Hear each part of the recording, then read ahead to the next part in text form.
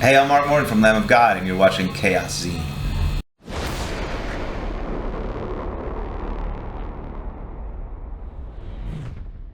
Okay, so hello everyone. Chaoszine is today here at Notfest Festival Finland. First Notfest in Finland, and we have Mark from Lamb of God as guest. How you doing? How are you? I'm well, thank you. So how has it been being back on the road and playing shows in Europe? Yeah, we haven't been to Europe for a minute. We've been out in the States quite a bit. Yeah. And so yeah, man, back to business as usual. Really, it's been pretty smooth.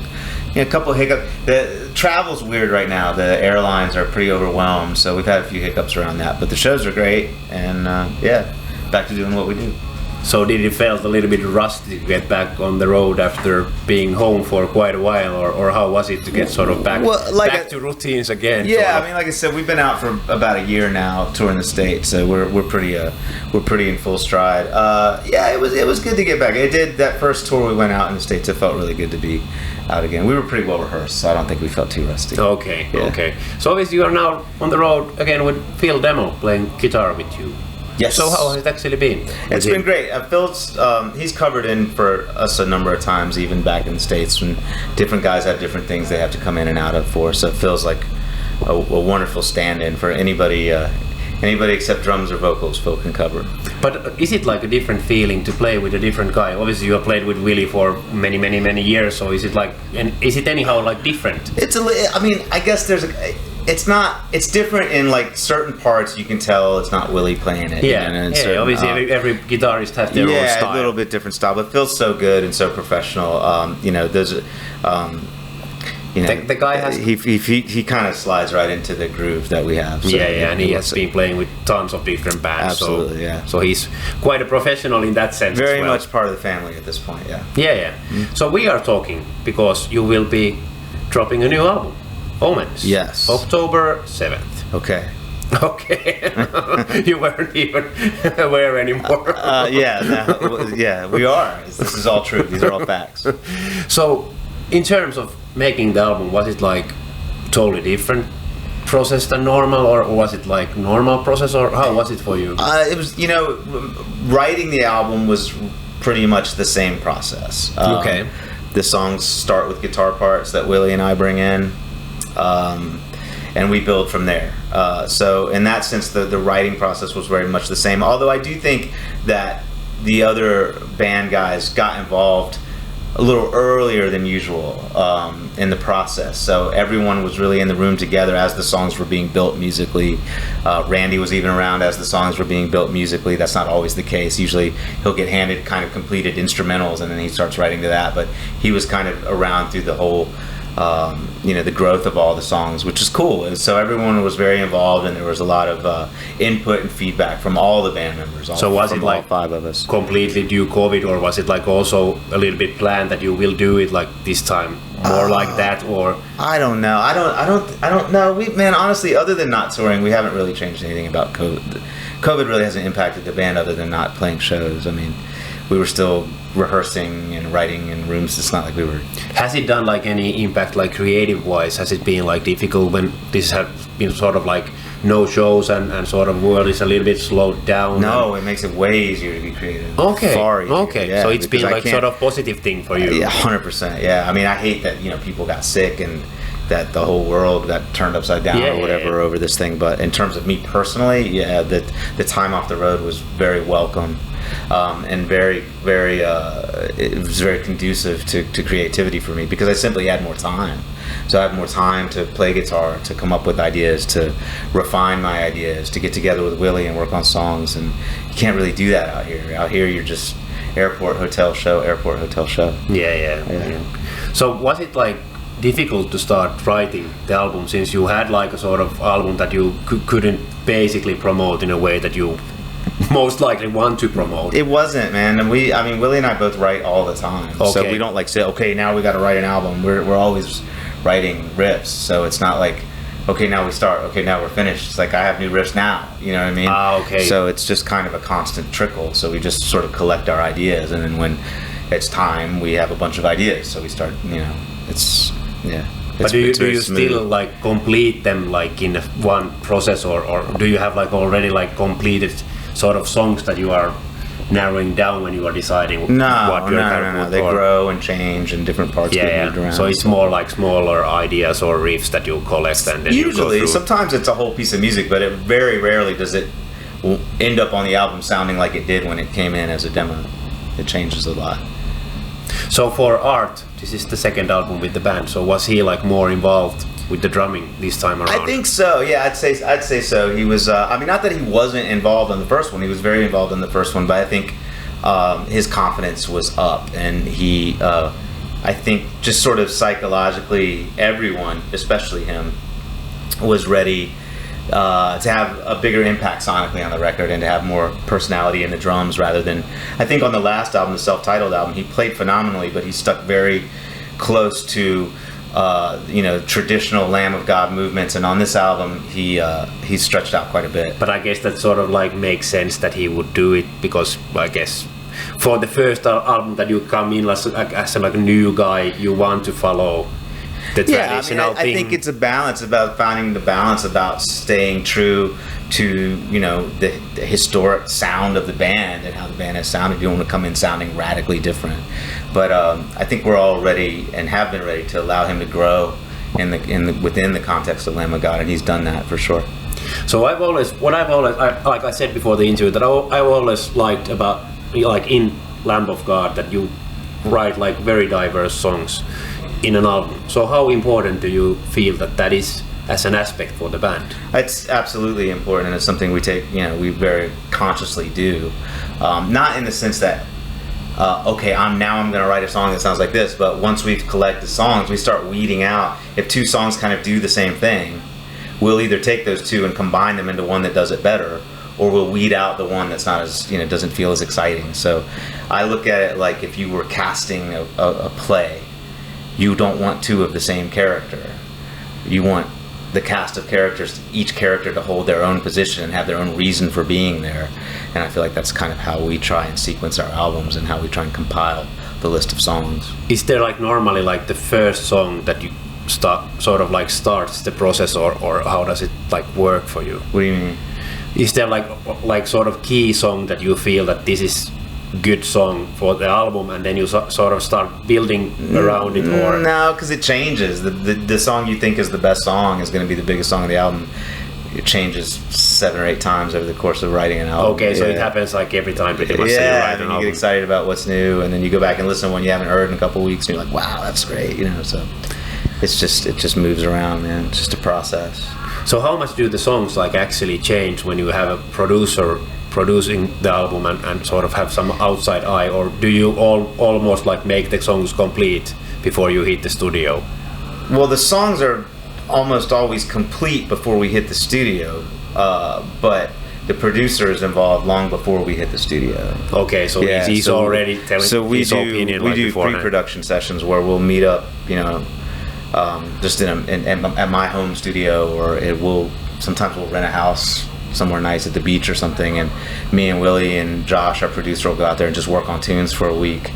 So it's not all done in a recording studio. We have sessions, we do weeks and weeks of writing pre-production before we ever get into the studio. So when you get in the studio, you just want to be recording. You don't want to be making major decisions in the studio, because you're paying thousands of dollars a day to be there. You don't want to be arguing over for sure what BPM the song's going to be, But do you get like arguments when it comes to production, or do you always know how you want it to sound like in the end of the day?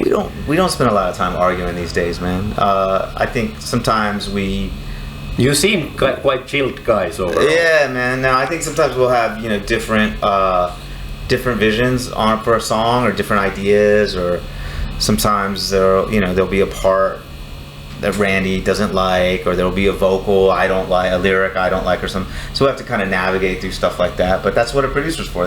Josh is very good at hearing everyone's input and kind of finessing a solution. Yeah, and I guess you still always have to make compromises. Like it doesn't go like that. Your idea is always you do the best and you one. don't. I mean, one thing I've learned is sometimes compromise is the wrong thing. Because we made some decisions over the years where it's like we try to incorporate everybody's idea, and it just winds up becoming this like just watered down you know, Okay. sometimes you got to go left or right. You can't just sit there shuffling your feet, you know. Okay, so you feel that way, that it's better that have one strong opinion. It just depends on the situation. You can disagree if you want, but what I'll I go will this say way. this: a lot of times, if I disagree with something, but I see that someone's got a much stronger opinion about it than I do, then I'll usually defer to that. And vice versa. Sometimes I'm like, absolutely, this is 100% the way it did. That is dead wrong. And be like, okay, if you feel that strong, you know what I mean. So you just got to read the room, man. You just got to. We've been a band for 25 years, so we kind of know how everybody works, you know. So obviously, like you said, that you have been like writing tons of music during this pandemic time. So have you been writing also a lot of solo stuff? I have been working on some solo stuff for sure. Yeah, right now it's just songs and ideas, you know. But I'm not working actively on an album or anything yet. But, collecting ideas and doing. Yeah, for do sure. Do you like always know when you are gathering an idea that where you will actually like end up using it? Whether I will use it? No, I don't always know. Sometimes I feel sure I'm going to use it, and by the time I start putting stuff together and bouncing ideas off of Josh, things will get weeded out that I thought for sure. But you still have like focus always on one project at a time. So No. No, I'm all over the place. I write for other bands. I write for my solo stuff. I write for Lamb. I'm all over the place all the time. Okay. Yeah. And but you always know where you are writing for. in a No, way. absolutely not. Really? No, I don't know. I'm just writing, and then I'll figure it out later. So you don't even know the process yourself. That how Just writing music, man. It's like an antenna up in the air, and just channel whatever comes in and put it down and figure it out later.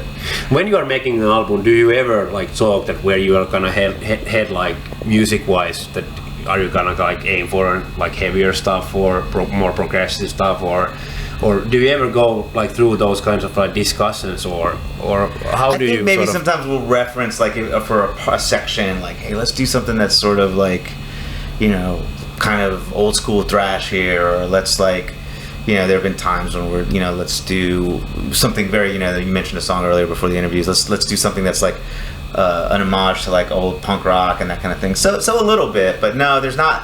I guess if you're looking for like some kind of formula or structure or strategy, it's really not there, man. It's just kind of throw some ideas at the wall and see what happens. It's really very chaotic and very just wandering and meandering and unorganized and beautiful. But it's always been the same, like even from the beginning. Absolutely. Okay. Yeah, it was Denial Mechanism, the song that I mentioned before. Yeah. The interview that I liked the most from the upcoming album. So could you tell us a bit about the track? Yeah, I mean that's just kind of a very kind of fast paced. I feel like it's kind of a punk rock song. It was one of the last songs written for the album. Musically, it was written pretty quickly. I put that one together, I think, in a day. Okay. And yeah, it's a fun song. That's quite fast, I would imagine. That's pretty fast. Yeah, you don't get much faster than that. What's like the longest time that you have fan. I was taken to finish the song? I was working on Walk With Me in Hell for like 2 years. Yeah. Really? Yeah. I mean, not every day. You know, Yeah, but there were like some parts that you weren't sure. And then first idea, and then it sat around for a while, and I pick it up and tinker with it again. It sat around for a while. Memento Mori was like that too. I had parts of Memento Mori laying around for a long, long time. But you still go like back to them if you feel that they are like good, but they're still missing something. Yeah. So you don't sort of like give up. Yeah, for sure. In fact, that's one of the ones I had played for Josh a long time before in a different session for a different project, and he didn't really like it. Okay. And Willie as well. And then I brought it back a couple of years later. I was like, you guys, I feel like you guys. It wasn't the whole song; it was just parts of it. Yeah. But I was like, I feel like you guys are sleeping on this. Like, this is like, I feel like this went right by you and you didn't catch it. And then they were like, yeah, this is dope. And then we started working on it. You know, so it came at the right time. You know, it wasn't its time when I thought it was, but it came back around. So in terms of like lyrics for the upcoming album, what kind of like topics do you have? I wrote a little bit of lyrics for this record, but primarily the lyrics were written by Randy. Yeah. Do you ever go through them like Always, what? Yeah. Yeah. But it's still like his decision what you're writing Well, for. I mean, I don't think Randy's really fond on explaining lyrics. He likes them kind of be self-explanatory or be interpreted by the listener, and I get that because I sometimes feel the same way about the lyrics I write, and I'm certainly not in practice of explaining his lyrics. That's weird. Yeah. So what can you tell us like about the guitar work on the upcoming album? Were there like some certain influences that you were taking? It's our 9th album, so I think the influences really were Lamb of God for me. I think it's like I 9 albums in, 25 years in, I don't really have a lot of ambition to radically redirect the sound of the band. But obviously you still want to challenge yourself. I want to challenge myself, and I want to kind of keep things pushing forward stylistically. And I think it does. I think it sounds fresh and modern, but it sounds like Lamb of God. And the thing about it is, it always fascinates me that I just really don't hear any bands that sound like Lamb of God. Nope. And that's interesting to me. It's curious to me because I don't think that there's anything. What's the word for it? I don't think there's anything like incomprehensible about our sound. Our sound is a combination I think your first album was already sounding like Lamb of God, and it already sounded like nothing else. It was more abstract because it was more naive. Obviously, you were a lot younger, and our eyes were wilder, and we were more confused by the process, and it was just a little more raw. Maybe a little more pure in that it's just like stream of consciousness music, those first couple albums, but particularly the first album. But I don't hear bands that sound like Lamb of God, and it's curious to me because we've been pretty successful. Yeah. And there's not it's not a very confusing combination of elements. It's some little bit of hardcore, a little bit of thrash metal, some Pantera, some Slayer. Little bit of Scandinavia going on, you know what I mean, and kind of mix it all up. But I just don't hear bands that sound like those, which is cool. Like I love that. So when sometimes you'll hear people say, well, they just keep doing the same thing. Well, what do you want us to do? Yeah, for sure. Nobody else is doing it. It's what we sound like when we play, But I do think the new album sounds very fresh. I think the songs are very diverse. There's a lot of dynamics. If you've heard the record, there's like straight up punk rock songs. There's super brutal, heavy, more down-tuned stuff. There's some very like ambient kind of very musical moments towards the end of the record. So it's cool, man. We had a blast making it, and I'm really proud of it. Is there like some specific track that you are sort of like most proud of as a guitarist? Something that you wrote that you felt like immediately very good about? I'm so close. To many. And then, there's a song called "Ditch" that's one of my favorites on the record. Yeah, but I mean, I love the whole record. I love September's song. The intro to that is haunting. It's so cool. Like, there's moments all over the record. Yeah. So it's very hard to choose one of your babies. Worked hard on them all, man. yeah, for sure. So before we wrap things up, I want to ask you a bit about the future. So the future, what does it hold for you guys? Most immediately we'll play here tonight in Finland, and then we're on to Bloodstock. You will come back also in November. Oh, yeah. See, you're way ahead of me. I'm trying to go home for a couple weeks and see my family. No, I want you back. Go to the pool. No, you don't go to the pool for a little while. Play with my dog out in the yard. Yeah. I don't know. Lots of music, man. A lot of music. Excited to get this record out to the world, and a lot of touring. Yeah. Hopefully, a lot of new songs in the set list in the fall. Yeah, I think so. Back. It's tricky because we've been around for so long, and people come to Lamagato, and there's certain songs we have to play. People want to hear, you know what I mean? So it's always an interesting process. The eternal issue. Figure out how. Yeah. These are internal problems, right? But we'll sort through it, I'm sure. Hey, thanks a lot for the chat. Hey, man, I appreciate your time.